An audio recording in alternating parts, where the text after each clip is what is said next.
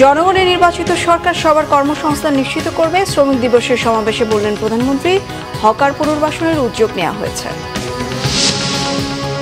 জনগণের কথা বলতে সংসদে যায় বিরোধী দল, জামায়াতের আমিরের মন্তব্য, বললেন প্রবাসী শ্রমিকের স্বার্থ রক্ষায় ব্যর্থ দূতাবাস রাখার কোনো প্রয়োজন নেই। বুদ্ধ পূর্ণিমায় উৎসবমুখর আয়োজন, সকল ধর্মের মানুষকে নিয়ে মানবিক বাংলাদেশ গড়ার আহ্বান স্থানীয় সরকার মন্ত্রী। বুদ্ধের শান্তির বাণী এখনো প্রাসঙ্গিক, নাহিদ ইসলামের মন্তব্য।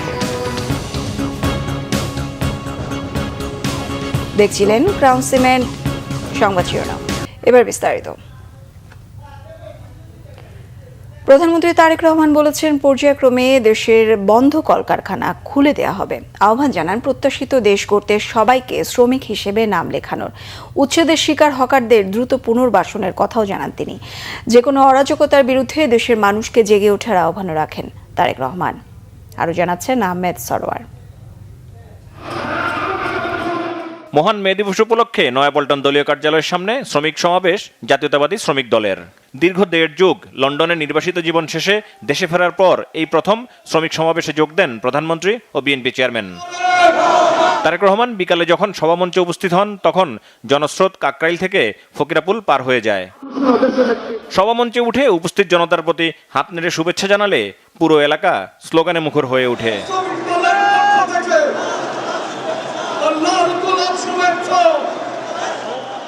প্রধানমন্ত্রী 71-এর স্বাধীনতা, 24-এর গণ অভ্যুত্থান সহ দেশের সকল গণতান্ত্রিক আন্দোলনে শহীদ শ্রমিকদের প্রতি শ্রদ্ধা জানান। স্মরণ করেন স্বৈরাচারের সময় গত 17 বছরে এদেশের মানুষকে রাজনীতি সহ সকল অধিকার থেকে বঞ্চিত করার কথা। আপনারা জানলে খুশি হবেন, এই সপ্তাহে গত 1 মাস আগে আমি নির্দেশনা দিয়েছি যে কিভাবে আমরা কত দ্রুত আমরা বন্ধ কলকারখানা কোনটি চালু করতে পারবো, যাতে আবার সেই সকল শ্রমিক যারা কর্মসংস্থান হারিয়ে বেকার হয়ে গিয়েছিল সেই সকল শ্রমিকের কর্মের ব্যবস্থা আমরা করতে পারি। সেই মিটিংটি এই সপ্তাহে আবার নির্ধারিত হয়েছে। পর্যায়ক্রমিকভাবে আমরা সেই কলকারখানাগুলোকে আবার চালু করার উদ্যোগ গ্রহণ করেছি। আমরা বিদেশি বিনিয়োগকারী সহ দেশীয় বিনিয়োগকারীদের সাথে এরই ভিতরে আলাপ আলোচনা শুরু করেছি। আমরা তাদেরকে উৎসাহ প্রদান করছি, আমরা তাদের বিভিন্ন সমস্যা সমাধানের চেষ্টা করছি, যাতে করে সেই বিনিয়োগকারীরা সে দেশেই হোক অথবা বিদেশি হোক এই দেশে কলকারখানা তৈরি করে। হকার পুনর্বাসনের ব্যবস্থা নেওয়া হয়েছে বলেও জানান প্রধানমন্ত্রী। হকার উচ্ছেদ করলে শুধু হবে না, এই মানুষগুলো যাতে খেয়ে পড়ে বাঁচতে পারে, কর্মসংস্থান মানে ব্যবসা করতে পারে, তারও ব্যবস্থা করতে হবে। এবং আপনারা দেখেছেন এরই মধ্যে তার প্রক্রিয়া শুরু হয়েছে। আমরা জানি সকলকে হয়তো একসাথে আমরা ব্যবস্থা করে দিতে পারবো না, পর্যায়ক্রমিকভাবে আমরা ব্যবস্থা করব, কিন্তু ইনশাল্লাহ আপনাদের নির্বাচিত সরকার অবশ্যই খেটে খাওয়া মানুষের কর্মসংস্থানের ব্যবস্থা করবে। তারেক রহমান বলেন, যখনই বাংলাদেশ গণতন্ত্রের পথে যাত্রা শুরু করে তখনই কিছু মহল ষড়যন্ত্র শুরু করে। যারা চায় না বাংলাদেশ পৃথিবীর সাথে পাল্লা দিয়ে সামনে এগিয়ে যাক, সেই মহল ষড়যন্ত্র শুরু করে অতীতের মতন। 12 তারিখের আগে যখন সফল হয়নি, 12 তারিখে যখন তারা দেখলো বাংলাদেশ তো আবার জনগণের সিদ্ধান্ত মোতাবেক চলা শুরু করলো, বাংলাদেশ তো আবার গণতন্ত্রের পথে চলা শুরু করলো, তখন নতুন করে তারা ধীরে ধীরে বিভিন্ন রকম ষড়যন্ত্র শুরু করলো। তারা চেষ্টা করছে এখন বিশ্ব দরবারে প্রথমে বাংলাদেশকে বিতর্কিত একটি অবস্থানে নিয়ে যাওয়ার জন্য।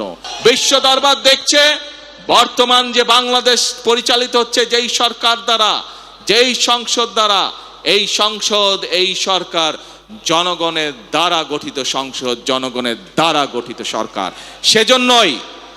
সেজন্যই বিশ্ব দরবার তাদের কথায় কর্ণপাত করছে না। প্রধানমন্ত্রীর প্রত্যাশা, সবার প্রতিজ্ঞা হোক প্রথম বাংলাদেশ আমার, শেষ বাংলাদেশ। জীবন বাংলাদেশ আমার, মরণ বাংলাদেশ। আহমেদ সরোয়ার, বাংলা ভিশন, ঢাকা। বাংলাদেশ জাতীয়। বিদেশে থাকা রেমিটেন্স যোদ্ধাদের অধিকার সংরক্ষণ করতে না পারলে সেরকম দূতাবাস থাকার দরকার নেই বলে মন্তব্য করেছেন জামায়াতের আমির ডাক্তার শফিকুর রহমান। আন্তর্জাতিক শ্রমিক দিবস উপলক্ষে রাজধানীর বায়তুল মোকাররমের দক্ষিণ গেটে শ্রমিক কল্যাণ ফেডারেশনের সমাবেশে তিনি এমন মন্তব্য করেন। আরও জানাচ্ছেন ওমর ফারুক। আন্তর্জাতিক শ্রমিক দিবসে বাংলাদেশ শ্রমিক কল্যাণ ফেডারেশনের আয়োজিত এই সমাবেশ শুক্রবার বিকেলে বাইতুল মোকাররমে দক্ষিণ গেটে এই আয়োজন করে সংগঠনটি।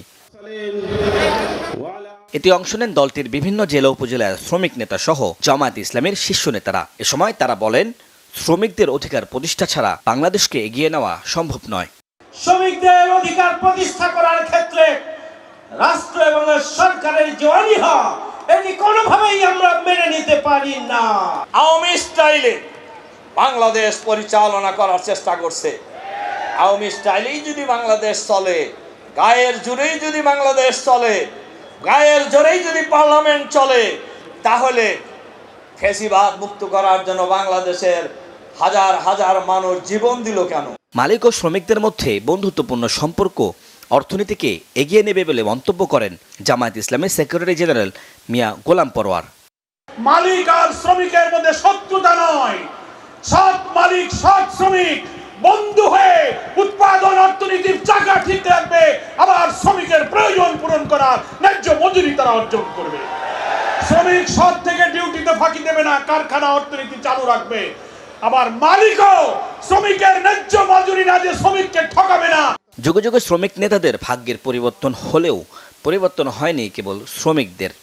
তাদের উপেক্ষা করে কোনো সমাজ অগ্রসর হয় না বলে মন্তব্য করেন জামায়াতের আমির ডাক্তার শফিকুর রহমান।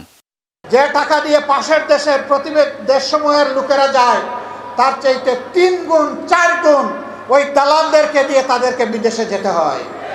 তখন তারা সেই টাকাটাও পোষাতে পারে না, তাদেরকে মানবেতর জীবনযাপন করতে হয়। যদি ওই সমস্ত এমবেসি এই কাজ না করতে পারে, ওখানে এমবেসি থাকারই কোনো প্রয়োজন নেই। এমবেসি কার জন্যে? এমবেসির কিছু কর্মকর্তা কর্মচারীকে লালন পোষণ করার জন্য নয়। শ্রমিকদের ন্যায্য অধিকার নিশ্চিত করতে সংসদের বাহির ও ভিতরে লড়াই চলবে বলেও মন্তব্য করেন জামায়াত আমির। ওমর ফারুক, বাংলা ভিশন, ঢাকা। ব্যাংক লুট করে হাজার হাজার কোটি টাকা পাচারকারীদের আবারও ব্যাংকের মালিকানায় সুযোগ দিয়ে দেশের অর্থনীতি ধ্বংসের আইন পাশ করেছে সরকার। অভিযোগ এনসিপির সদস্য সচিব আক্তার হোসেনের। গতকাল বিকেলে রাজধানীর শাহবাগে আন্তর্জাতিক শ্রমিক দিবস উপলক্ষে আয়োজিত শ্রমিক সমাবেশে তিনি এমন অভিযোগ করেন। বলেন, ব্যাংকের লুটেরারা আবারও সুযোগ পেলে আবারও অর্থ পাচার করবে। এতে সবচেয়ে বেশি ক্ষতিগ্রস্ত হবে শ্রমিকরা। অতি দ্রুত ব্যাংক রেগুলেশন আইন সংশোধনের দাবি জানান তিনি। এ সময় সিনিয়র যুগ্ম মুখ্য সচিব হান্নান মাসুদ বলেন, দেশের অর্থনীতির চালিকা শক্তি শ্রমিকরা হলেও তাদের অধিকার এখনও নিশ্চিত হয়নি। শ্রমিকদের যথাযথ মর্যাদা দিতে দ্রুত সময়ের মধ্যে তাদের ন্যায্য মজুরি ও নিরাপদ কর্মপরিবেশ নিশ্চিতের দাবি জানান তিনি। মাত্র 7.5% টাকা ব্যাগ দিয়ে হাজার হাজার কোটি টাকা তারা লুটপাট করলো, তারা বৈধতা পাবে, আবার তারা লুটপাট করবে। বাংলাদেশের ব্যাংক খাতগুলোকে ধ্বংস করা হবে, অর্থনীতিকে ধ্বংস করা হবে। তার মধ্য দিয়ে এদেশের শ্রমিকেরা, মেহনতি মানুষেরা, তাদের মজুরিকে বাধাগ্রস্ত করা হবে, তাদের জীবনমানকে কমিয়ে নিয়ে আসা হবে। বাংলাদেশকে অর্থনীতিকে একটা খাদের কিনারায় নিয়ে গিয়ে দাঁড় করানো হবে, এমন ধরনের আইন সংসদে পাশ করানো হয়েছে। লুটেরাদের কাছে ব্যাংক ফিরিয়ে দেওয়ার যে আইন, সেটাকে সংসদে নিয়ে এসে পরিবর্তন করতে হবে। লুটেরাদের কাছে ব্যাংকের মালিকানা ফিরিয়ে দেওয়ার কোনো সুযোগ রাখা যাবে না।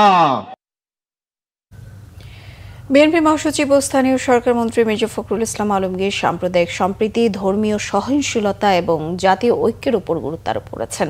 মেরুলবাড্ডার আন্তর্জাতিক বৌদ্ধ বিহারে অনুষ্ঠিত বুদ্ধ পূর্ণিমার অনুষ্ঠানে তিনি বলেন, ধর্ম মানুষের কল্যাণের জন্য এবং সব ধর্মই কল্যাণের শিক্ষা দেয়। তাই সকল বিভেদ ভুলে একসাথে কাজ করার আহ্বান জানান তিনি। সংঘাত ও হানাহানি পরিহার করে শান্তিপূর্ণ সহাবস্থানের উপর জোর দিয়ে মির্জা ফখরুল বলেন, সকল ধর্মের মানুষকে নিয়ে একটি মানবিক উন্নত বাংলাদেশ গড়ে তুলতে হবে। এ সময় বিরোধী দলের চিফ হুইপ ও এনসিপির আহ্বায়ক নাহিদ ইসলাম বলেন, বাংলাদেশ সম্প্রীতির দেশ এবং গৌতম বুদ্ধের শান্তির বাণী বর্তমান বিশ্বে অত্যন্ত প্রাসঙ্গিক। পার্বত্য চট্টগ্রাম বিষয়ক মন্ত্রণালয়ের মন্ত্রী দীপেন দেওয়ান বলেন, সমতল ও পাহাড়ের মধ্যে কোনো বৈষম্য থাকবে না এবং সরকার সাম্প্রদায়িক সম্প্রীতি রক্ষায় গুরুত্বপূর্ণ ভূমিকা রাখছে। অনুষ্ঠানে উপস্থিত বক্তারা ধর্মীয় সম্প্রীতি বজায় রেখে দেশের উন্নয়নে সম্মিলিতভাবে কাজ করার প্রত্যয় ব্যক্ত করেন। মুক্তিযুদ্ধ বিষয়ক প্রতিমন্ত্রী ইশরাক হোসেন বলেছেন, মুক্তিযুদ্ধের মাধ্যমে গঠিত বাংলাদেশকে একটি অন্তর্ভুক্তিমূলক দেশ হিসেবে গঠন করা হবে। রাজধানীর রামকৃষ্ণ মিশন স্কুলের 130তম প্রতিষ্ঠাবার্ষিকী অনুষ্ঠানে তিনি এসব কথা বলেন। ইশরাক হোসেন বলেন, রামকৃষ্ণ মিশনের সাথে তার শৈশব ও কৈশোরের অনেক স্মৃতি জড়িত। এখানকার বিভিন্ন অনুষ্ঠান দেখে তিনি বড় হয়েছেন। ইশরাক হোসেন বলেন, তার বাবা বীর মুক্তিযোদ্ধা সাদেক হোসেন খোকা সবসময় মানুষকে সবার আগে মানুষ হিসেবে বিবেচনা করতেন। ধর্ম ব্যক্তি জীবনে আছে, থাকবে, তা পালন করতে হবে, কিন্তু ধর্মের ভিত্তিতে মানুষে মানুষে বিভক্তি আমাদের চিন্তায় কখনো আসেনি। দলমত ধর্ম নির্বিশেষে আমরা সবাই বাংলাদেশের নাগরিক। লক্ষ প্রাণের বিনিময়ে অর্জিত বাংলাদেশের স্বাধীনতা, এই বাংলাদেশকে বৈষম্যহীনভাবে গড়ে তুলতে হবে। এই দেশে কেউ কারো থেকে ছোট নয়, সব মানুষের মর্যাদা ও নিরাপত্তা নিশ্চিত করাই বর্তমান সরকারের লক্ষ্য। বিচারপতি সৌমেন্দ্র সরকারের সভাপতিত্বে অনুষ্ঠিত অনুষ্ঠানে বিশেষ অতিথি ছিলেন ঢাকাস্থ ভারতীয় হাই কমিশনের প্রথম সচিব অ্যান মেরি জর্জ। আমি মনে করি এবং আমার বাবার থেকে এই শিক্ষাটি পেয়েছি যে দল, মত, ধর্ম, বর্ণ, বয়স, শ্রেণী, পেশা, পাহাড়ি সমতল নির্বিশেষে আমরা প্রথমেই একজন মানুষ এবং বাংলাদেশের একজন নাগরিক একটি গণতান্ত্রিক রাষ্ট্র হিসেবে মহান মুক্তিযুদ্ধের মাধ্যমে প্রতিষ্ঠা পেয়েছিল। এই বাংলাদেশে আমরা সকলেই সমান মর্যাদা নিয়ে বেঁচে থাকব। আমরা সকলেই সমান নাগরিক। কেউ আমরা কারোর চেয়ে বড় নই, কেউ কারোর চেয়ে কম নই। সকলেই যার যার ধর্ম নিয়ে, যার যার কালচার নিয়ে বাস করবে। এটি একটা ইনক্লুসিভ রেইনবো নেশন হিসেবে আগামী দিনে গড়ে উঠবে। সংবাদ শেষ করব ক্রান্সিমের শিরোনামগুলো আরও একবার জানিয়ে।